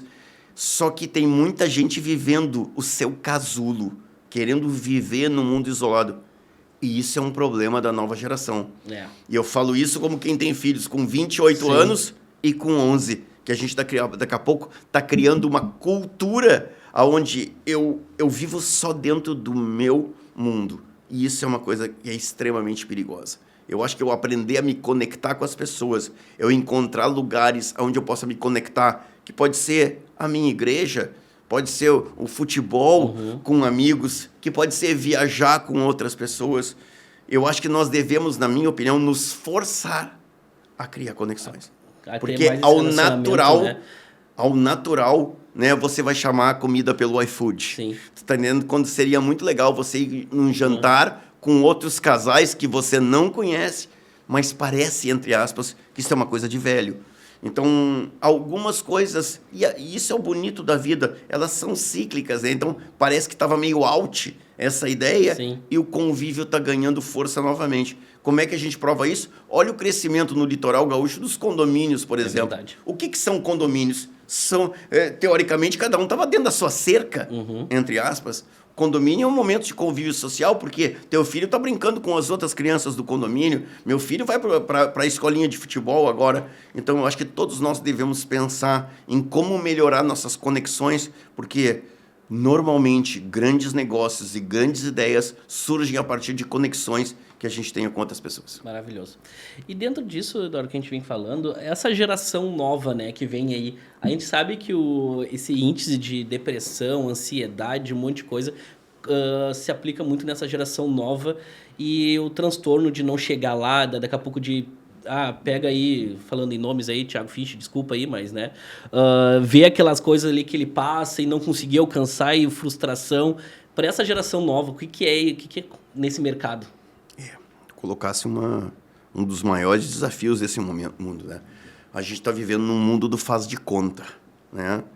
A vida de todo mundo é nobre porque você só posta o que é nobre. Você não vai mandar um post, tô com uma prisão de ventre desgraçada agora, né? Todo mundo caga bem, né? A brincadeira, né? Parece que as pessoas só postam o momento da viagem. Elas não postam que ficaram 16 horas enfiadas, né? E que o voo saiu atrás. Algum posta. Então, a gente está vivendo um mundo que é um pouco idealizado demais. E isso aumenta muito a dose de frustração das pessoas. Eu acho que todos que são pais nesse momento deveriam estar muito preocupados, né? Que a gente aumente a capacidade de enfrentamento das questões e que a gente mostre para as pessoas que aquele não é um mundo real, aquele é um mundo do desafio, aquele é um mundo em que, para você prosperar, você vai ter que se tornar uma pessoa diferente da média. E isso é uma coisa que a gente tem que vender para as pessoas, Marlon. Sim. Tinha um grande palestrante chamado Zig Ziglar. O Ziglar foi o maior palestrante americano. Antes de morrer, o Ziglar estava cobrando $150 mil por palestra. 1.000 a mais que eu. Tava quase pegando o homem, ele morreu lá, o Ziglar. O Ziglar dizia assim, faça hoje o que a maioria não faz para ter amanhã o que a maioria não tem. Seja único, seja especial. Eu tenho dito para as pessoas que nesse mundo que a gente está vivendo agora, você vale pelo quão raro e especial você é naquilo que você faz hoje. Porque quando a gente faz isso, eu acho que a gente está vendendo a verdade para as pessoas. Porque senão tem gente achando que na banguela vai vencer. Que é só uma questão, porque você começa a ver esses pseudos gurus e, honestamente, eu não aguento mais essa história de tu só não é rico porque tu tem crenças limitantes. Vai te catar, desgraçado. Vai pra favela, é só gente com crença limitante, vai te catar. É porque teu pai tinha problema com dinheiro, vai te catar. E daqui a pouco as pessoas estão acreditando. Eu não sou rico porque eu tenho... Não, cara, A verdade é essa, tu não é rico, eu não sei por quê, mas porque você não conseguiu, em uma determinada coisa que você faça, se tornar uma referência, um destaque, ou você não entendeu que a riqueza no mundo vem pela tua capacidade de servir as outras pessoas, né? Porque isso é o jogo do mercado. O mercado é que escolhe quem vai vencer. O Thiago Finch merece ser rico porque ele encontrou um jeito de vender o que as pessoas queriam. Nós podemos discutir o mérito das pessoas comprarem isso, mas ele não criou a demanda. Sim. Ele soube se utilizar da demanda. O cara que fica rico mostrando alguém emagrecendo, né? Opa! Certa vez eu estava fazendo mentoria para uma grande escola de idiomas e eles me mostraram um estudo que dizia o seguinte: as pessoas não vão para uma escola de idiomas a não ser que elas tenham a esperança de falar em inglês fluentemente em 1 ano. Cara, todos os estudos mostram, e tá aqui um cara que estudou muito inglês, você não aprende inglês em menos de 2 anos e meio.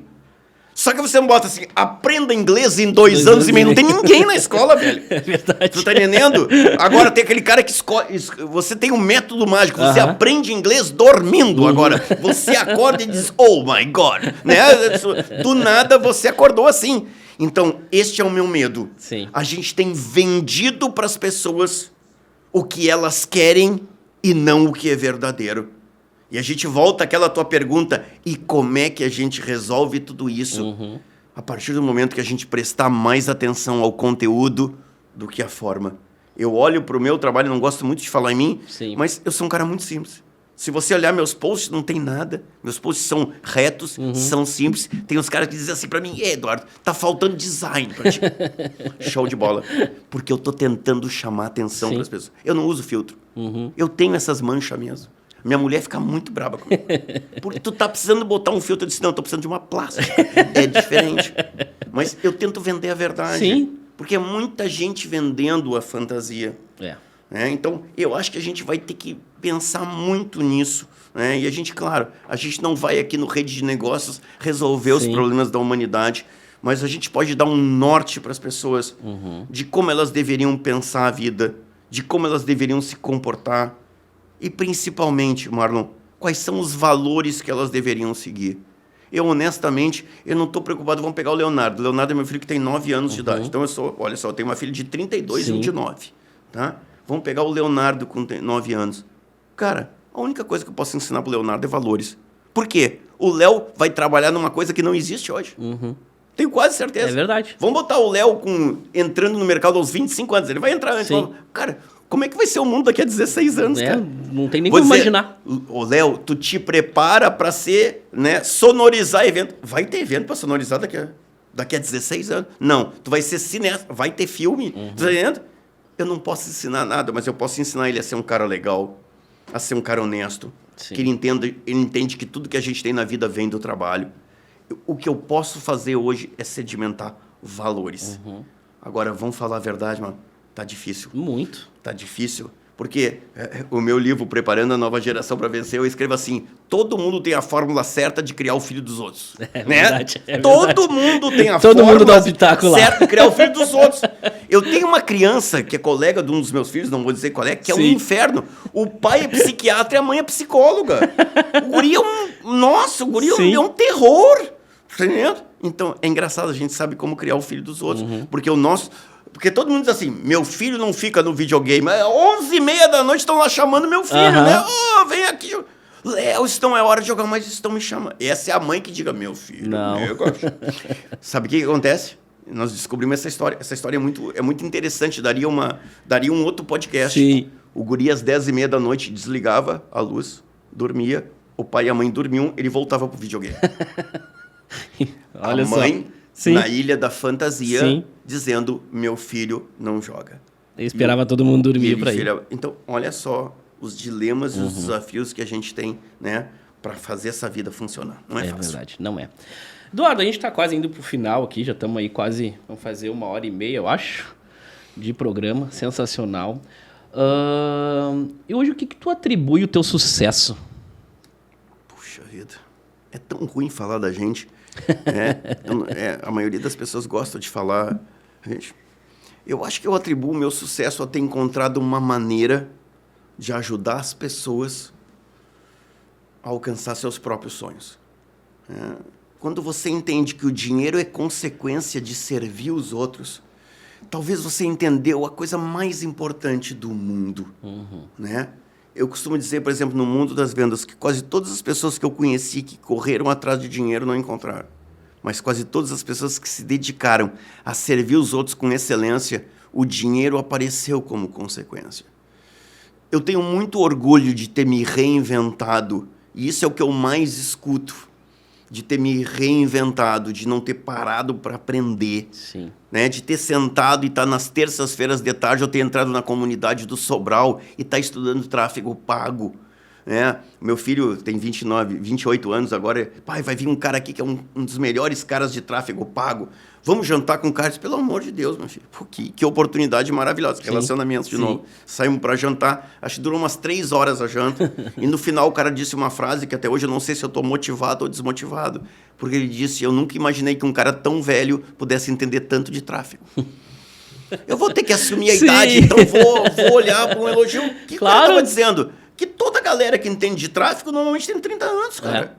Você, puxa vida, eu tenho praticamente o dobro dessa idade e eu sei fazer tráfego. Eu estou cobrando o meu gestor de tráfego. Sim. Então, eu acho que o meu sucesso talvez esteja ligado ao fato de, número 1, nunca ter desistido de aprender. Sempre ter certeza que o que eu tinha era mutável e eu precisava estar sempre colocando, né, novos elementos, mas sempre entender que o meu sucesso sempre dependeu dos outros.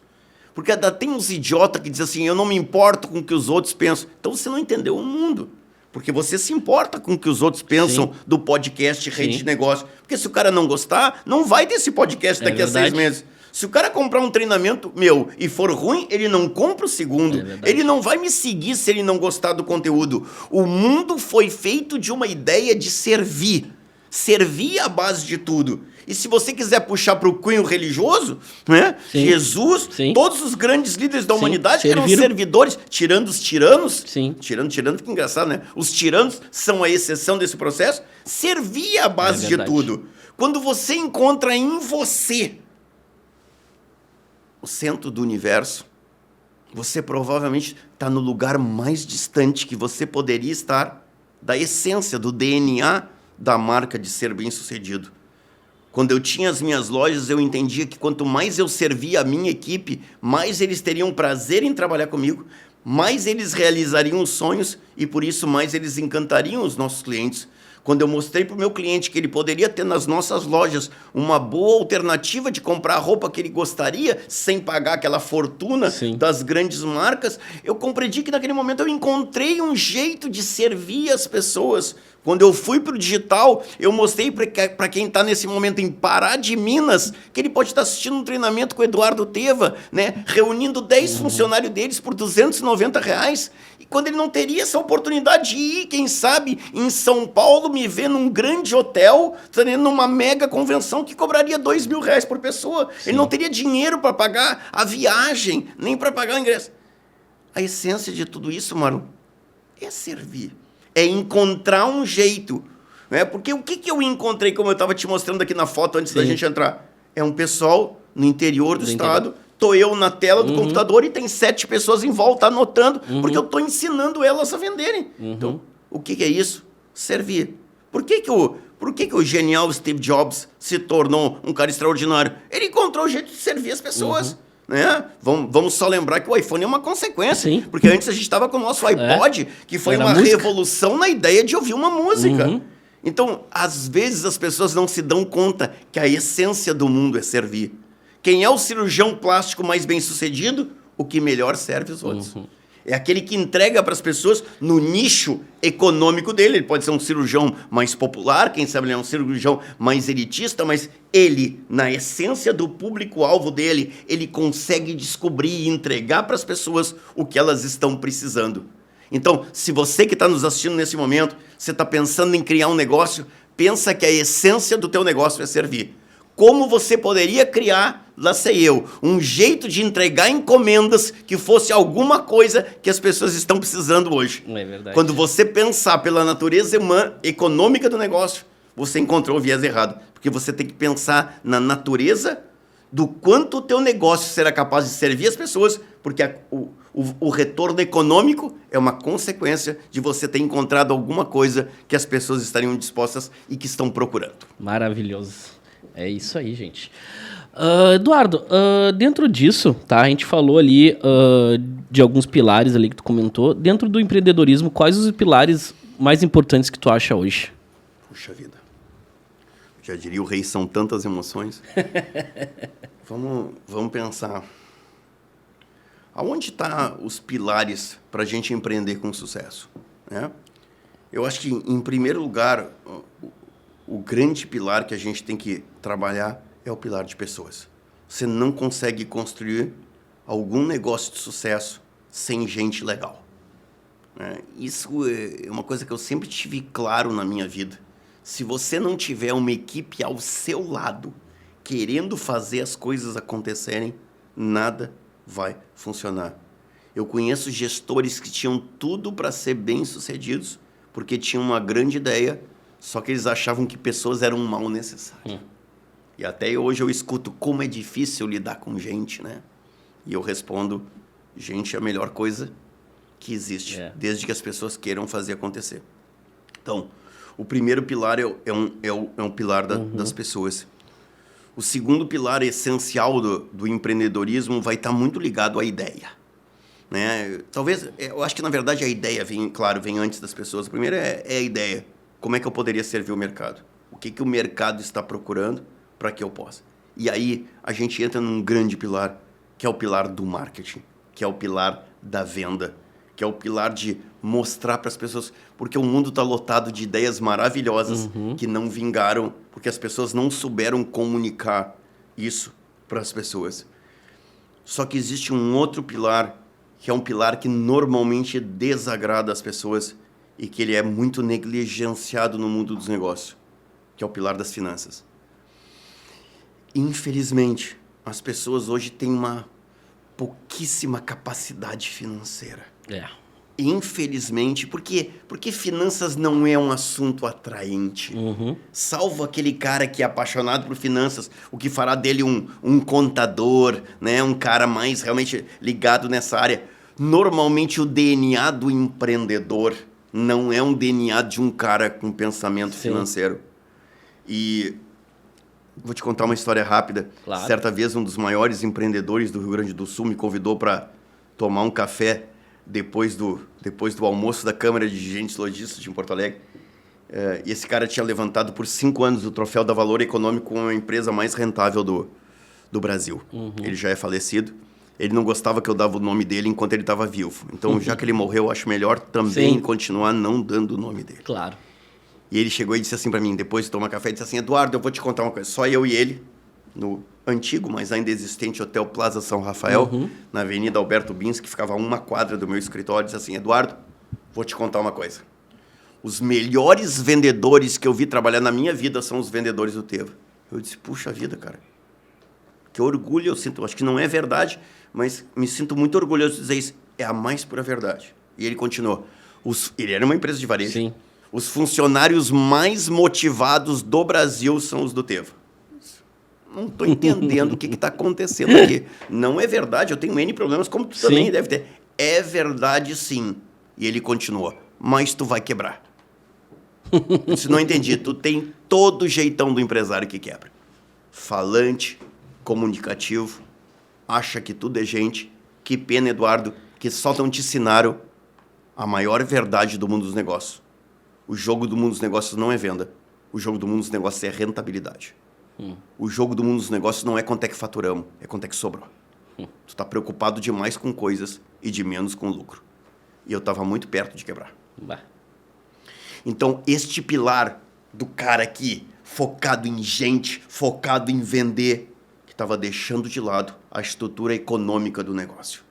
Então, são N coisas que vão construindo uma história de empreendedor de sucesso. Empreender não é uma coisa fácil. Empreender é um grande desafio. E talvez uma das habilidades que a gente também tenha que ter é a capacidade de encontrar gente complementar a gente. Tem uma frase que é muito famosa no mundo dos negócios que diz que quando 2 sócios concordam em tudo, um deles não é necessário. Tem uma certa lógica Claro que isso é mais uma ideia fantasiosa, Sim. mas ela tem um fundamento, né? Porque daqui a pouco, se eu sou muito técnico, é melhor eu ter um cara mais comportamental. Se eu sou um cara muito emotivo, é melhor ter um cara mais centrado na lógica. Ou seja, que a complementariedade se torna uma coisa viável para ter sucesso. Então, eu acho que você saber se cercar das pessoas certas, né? Porque a partir daquele momento, essa história dura um pouco mais. Eu disse assim para ele: o que tu acha que eu tenho que fazer? Ele disse: pega teu papel e caneta. E aí, naquele momento, o que ele me deu? Ele me deu uma mentoria de graça. Sim. Número 1, tu tá fazendo contabilidade gerencial na empresa? Não. Tua contabilidade é o quê? Fiscal. Meu contador é um desgraçado. Sim. Que isso nunca erra enquanto a gente vai pagar de imposto. É verdade. Demite esse cara e bota um cara que dia 10 entra na tua sala para dizer se tu ganhou ou perdeu dinheiro. Esse cara começa a me dar. E, curiosamente, isso também aconteceu na minha vida como palestrante, quando o genial Dr. Lair Ribeiro me ensinou o que era ser palestrante. Então, eu acho que também existe esse poder da gente também estar aberto a ouvir o que a gente não gostaria de ouvir. Sim. Porque, às vezes, a gente é muito tomado pela empáfia e o sucesso no mundo empresarial faz com que você vá entrando em tudo que é lugar e as pessoas começam a dizer: tu é o cara, tu é o cara. E, às vezes, ninguém sabe os perrengues que tu tá passando. Às vezes, no mundo dos negócios, a gente tá com uma... né? Mas o pessoal não sabe que a última linha do balanço tá complicadinha. Então, cara, é difícil definir o que é tudo para a empresa. Mas eu acho que quem está nos ouvindo nesse momento, né, tem a inspiração para refletir algumas coisas que deveriam fazer. Maravilhoso. Bom, gente, a gente tá aí encerrando, né? Foi um bate-papo maravilhoso, com muitos insights, com muita coisa boa para se ouvir e pensar, né? Quero agradecer ao Eduardo, principalmente pelo box com 5 livros que eu acabei ganhando de presente. Muito obrigado. Eu que agradeço. Tá, vai estar lá na minha ler eles e depois botar eles na minha coleção. Eduardo, a gente tem uma brincadeira aqui, tá? Que a gente finge que esse microfone aqui hoje vai para todos os empresários, vai para todas as pessoas que estão começando, e a gente diz para te dizer o que tu quiser para essas pessoas que estão começando, olhando para a câmera ali, e para motivá-las ou para quem está começando, pessoal dessas novas gerações, tudo que a gente hoje conversou aqui e que vai estar entrando na cabeça delas, que elas vão estar saindo de uma outra forma depois de assistir nosso podcast hoje, tá? Então eu te passo a vez aí, então fica à vontade. Com certeza, empreender é o momento de apogeu de uma pessoa.